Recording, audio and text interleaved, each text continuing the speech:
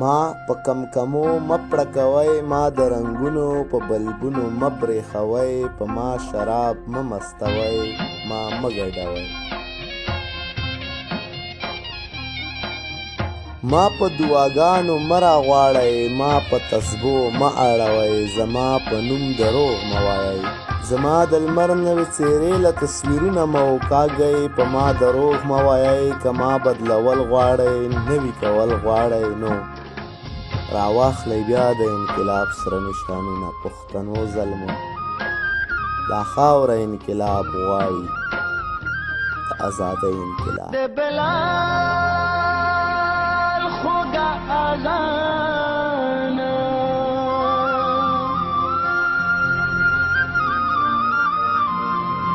د ملالیا قربانه زما مینه زما دانا